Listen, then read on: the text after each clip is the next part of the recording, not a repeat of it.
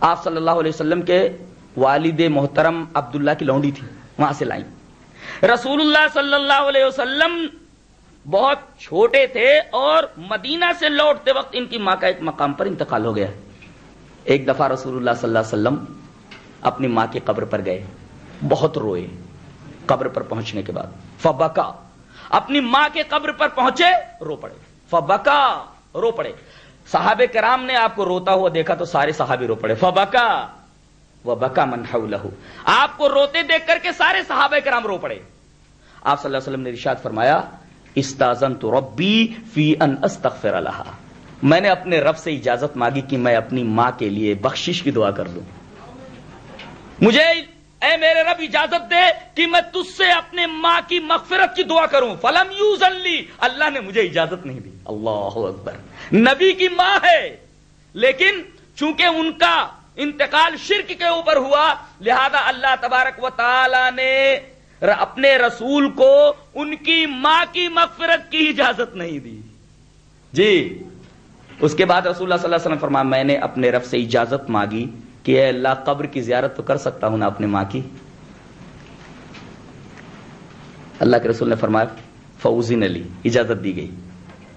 اور آپ نے ایک اصول بتایا، فزور القبور، قبروں کی زیارت کرو، فإنها تذکر الموت، بے شک یہ قبریں آخرت کو یاد دلاتی ہیں، موت کو یاد دلاتی ہیں۔ حدیث پاک سے کئی مسئلے معلوم ہوئے۔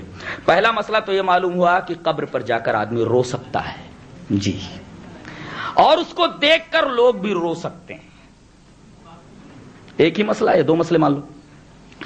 تیسرا مسئلہ یہ معلوم ہوا کہ اگر کوئی آدمی مشرک مرا ہے تو چاہے اس کی ماں ہی کیوں نہ ہو، چاہے اس کا باپ ہی کیوں نہ ہو، اس کے لیے مغفرت کی دعا نہیں کر سکتا۔ تیسرا مسئلہ۔ چوتھا مسئلہ یہ معلوم ہوا کہ مشرک کی قبر پر آدمی جا سکتا ہے، جی، زیارت کر سکتا ہے لیکن مغفرت کی دعا نہیں کر سکتا۔ مشرک کی قبر پر جا سکتا ہے، دعا نہیں کر سکتا، صرف قبر کی زیارت کی اجازت ہے۔ تیسرا مسئلہ معلوم ہوا، یا چوتھا کہہ لیجئے۔ اور آخر میں قانون معلوم ہوا کہ فزور القبور، قبروں کی زیارت کرو، فإنها تذکر الموت۔ فے جانتے کس لیے آتا ہے عربی میں؟ عربی میں فے اس لیے آتا ہے تاکہ ماقبل میں کہی ہوئی بات کا ثمرہ بیان کرے۔ نہیں سمجھ میں آیا؟ میں نے آٹا رکھ دیا برتن میں، پانی ڈال دیا، آٹے کو میں نے گوندھ دیا، ہو گیا۔ اب کیا کرنا ہے؟ فے بتاتا ہے اب روٹی پکا لو، اب روٹی پکا لو۔ پھر یہ فا جو ہے ما قبل میں کہی ہوئی باتوں کا حاصل بیان کرتا ہے، ثمرہ۔ یہ چیزیں ہو گئی، اب کیا کرنا ہے؟ فزور القبور، تو تم لوگ قبروں کی زیارت کرو، فإنها تذکر الموت، اس لیے کہ یہ قبریں موت کو یاد دلاتی ہیں۔ یہ فے نے بتا دیا کہ وہ قبریں جو موت کو یاد نہ دلاتی ہوں ان قبروں کی زیارت جائز نہیں ہے۔ یہ جو مزارات ہیں، جن کی بڑی بڑی بلڈنگیں ہیں، پختہ عمارتیں، پختہ قبریں ہیں، در حقیقت ان کو دیکھ کر کے آخرت یاد نہیں آتی ہے۔ حدیث کا آخری ٹکڑا بتا رہا ہے ان قبروں کی زیارت جائز نہیں ہے، بلکہ ٹوٹی ہوئی قبریں، بوسیدہ قبریں، جن کو دیکھ کر آدمی کا دل بھر آئے، آدمی کا دل تڑپ اٹھے کہ یہ میری آخری منزل ہے۔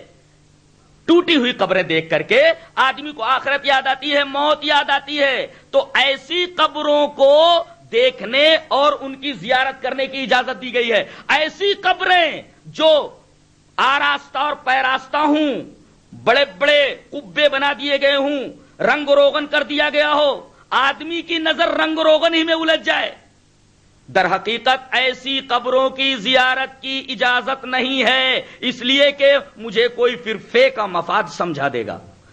فزور القبور فإنها تذکر الموت، زیارت کرو قبروں کی، بے شک موت کو یاد دلاتی ہے یہ قبریں۔ اگر قبریں موت کو یاد نہ دلا سکیں تو پھر ایسی قبروں کی زیارت جائز نہیں ہے۔ یہ 6-7 مسئلے اس حدیث پاک سے معلوم ہوئے۔ یہی بات تو حضرت عبد القادر جیلانی رحمۃ اللہ علیہ نے غنیۃ الطالبین میں کہی ہے، انہی کے الفاظ میں بول رہا ہوں۔ اذا زار قبرا، جب کوئی آدمی قبر کی زیارت کرے تو فلا یضع یدہ علیہ ولا یقبلہ فإنہ عادۃ الیہود۔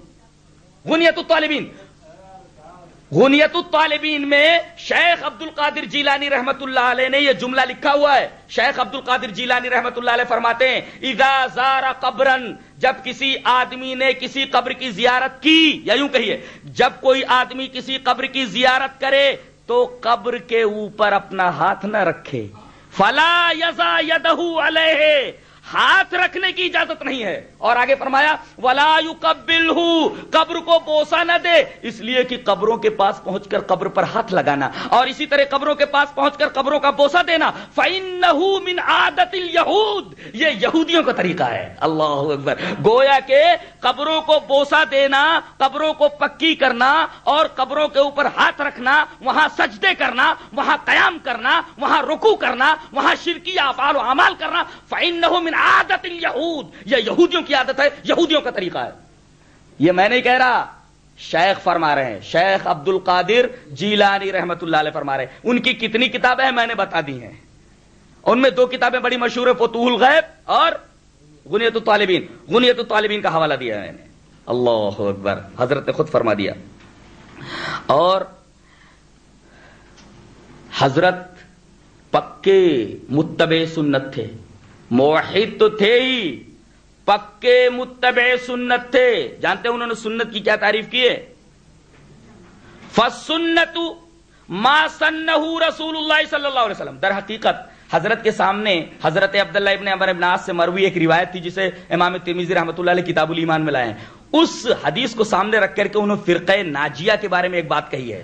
اور فرقہ ناجیہ کی تعریف کرتے ہوئے جب انہوں نے کہا کہ یہ اہل سنت والجماعت ہیں تو سنت کا مطلب انہوں نے بتایا اور الجماع کا مطلب بتایا. جی چاہتا کہ وہ روایت پیش کر دوں جسے امام ترمذی رحمۃ اللہ علیہ کتاب الایمان کے اندر لائے. باب و افتراق هذه الامه کے اندر باب ہے، باب و افتراق هذه الامه، ترمذی کتاب الایمان میں لائے. روایت اس طرح ہے وعن عبد الله بن عمرو بن العاص رضی اللہ تعالی عنہ قال قال رسول اللہ صلی اللہ علیہ وسلم لا یاتین علی امتی ما اتا علی بنی اسرائیل حد والنال بالنال حتی ان کان منہم من اتا امہ علانیتا لکان من امتی من یصنع ذلک وان بنی اسرائیل تفرقت على 72 ملة وتفترق امتی على 73 ملة كلهم في النار الا ملة واحدة قالوا من هي يا رسول الله قال ما انا علیہ واصحابی رواہ الترمذی فی کتاب الایمان فی باب افتراق هذه الامه.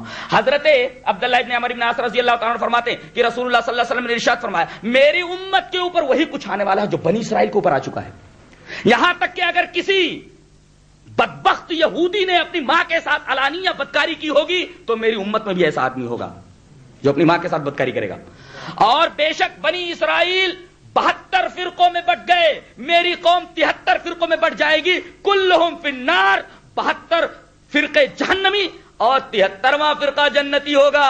پوچھا گیا کہ اللہ کے رسول وہ 73واں فرقہ کون سا ہے؟ کہا اس کی پہچان یہ ہے ما انا علیہ واصحابی، جس پر میں اور میرے صحابہ. اس کے شیخ عبد القادر جیلانی رحمت اللہ علیہ نے فرمایا وَأَمَّا الْفِرْقَةُ النَّاجِيَةُ فَهِيَ أَهْلُ السُّنَّةِ وَالْجَمَاعَةِ. غنیت الطالبین، غنیت الطالبین میں ہے کہ فرقہ ناجیہ اہل سنت والجماعت ہے. صرف نام رکھ لینے سے اہل سنت والجماعت نہیں ہو جاتا، عمل سے زندگی بنتی ہے، جنت بھی جہنم بھی.